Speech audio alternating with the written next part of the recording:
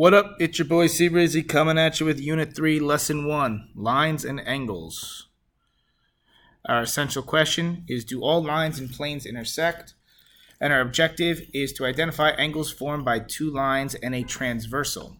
So when a line intersects two or more lines, the angles formed at the intersection of the points create special angle pairs. So a transversal is a line that intersects two or more coplanar lines at distinct points.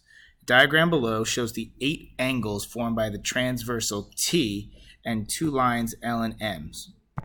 So what happens here is this line T is known as your transversal. And when a transversal cuts two lines at two distinct points, you create 8 angles. Now notice how certain angles are labeled as interior and some are labeled as exterior. So our interior angles are 3, 4, 5, and 6 because they're in between the two lines.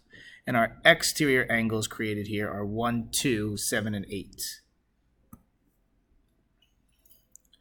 So here's the angle pairs that are formed by two lines and a transversal.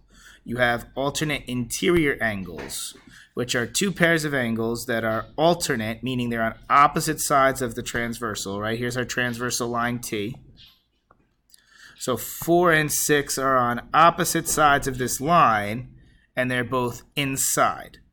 3 and 5 are the same thing. They're on opposite sides of the line, but are both inside. So these are called alternate, meaning opposite, interior, because they're inside angles. And there's two angle pairs, 4 and 6, and 3 and 5. Same side interior angles, okay? Again, break down the words. Interior, so we're looking at 3, 4, 5, and 6. Those are the interior angles. And same side, meaning on the same side of the transversal. So again, notice how 4 and 5 this time are both on the left, so they're same side. 3 and 6 are both on the right, so they're same side interior. Okay, so again, you got to look at the words. Same side, meaning they're on the same side of the transversal, either left or right. Interior, meaning they're smushed in between the two lines. I'll talk about corresponding in a second. Alternate exterior, again, this is another easy one. Alternate, so we have to look at our transversal, and exterior. So they have to be outside, so we're not looking at these in here. We're looking at the outside angles.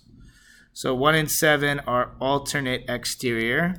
2 and 8 are alternate exterior.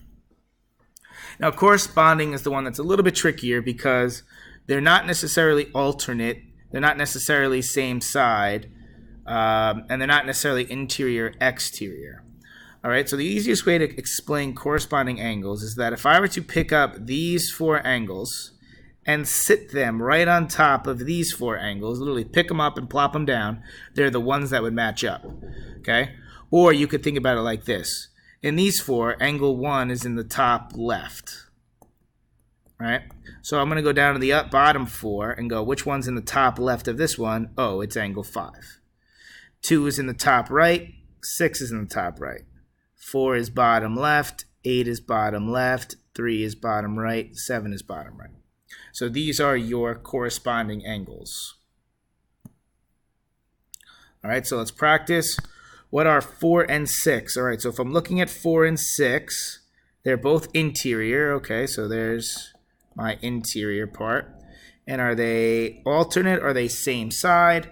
4 is on the left side of the transversal, 6 on the right. That must make them alternate interior angles.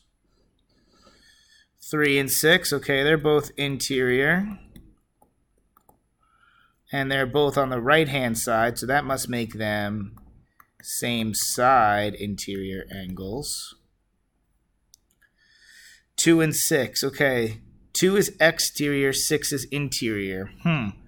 So whenever this happens, right, one interior, one exterior, you got to assume that maybe they're corresponding. So let's see. 2 is in the top right. 6 is in the top right. So that must make them corresponding angles. And then lastly, 2 and 8. Oops, sorry, one sec. 2 and 8. So let's see. 2 is on the exterior. 8's on the exterior, so they're definitely exterior. And 2's on the right, 8's on the left, so that must make them alternate exterior angles. Okay, so identifying angle pairs. What are the 3 pairs of corresponding angles in the diagram at the right? Underline the correct word or letters to complete each sentence. So the transversal here, right? The transversal has got to be the line that touches 8 angles. So for instance, if I trace line M, it only touches 4 angles, so that can't be my transversal. If I trace line N, it also only touches 4 angles. That cannot be my transversal. If I trace line R, now line R touches all 8 angles, so that must be the transversal line. Corresponding angles are always on the same side of the transversal. The difference is one is going to be interior, one is going to be exterior. All right, so if I'm looking on the same side, so let's say I'm looking on this side of the transversal, my angle pairs are going to be 1 and 3, 2 and 4. And then if I'm looking on this side of the transversal, it's going to be 8 and 6, 7 and 5. And those are our corresponding angles. Okay, take a look at these. Identify them as alternate interior, alternate exterior, same side, interior, right? So I'm going to just trace the transversal in each one of these. So I want you to just take a look very quick. Pause the video if you need to.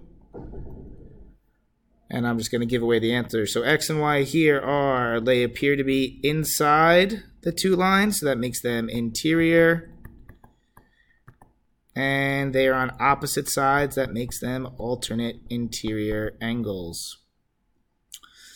X and Y, they both seem to be outside the parallel lines, so that must make them exterior. Well, not necessarily parallel lines, but the 2 sets of lines. And Y is on the right, X is on the left. That must make them alternate exterior angles as well. On this one, they're on the same side, but X is exterior, Y is interior. So that's the one where that must make them corresponding angles.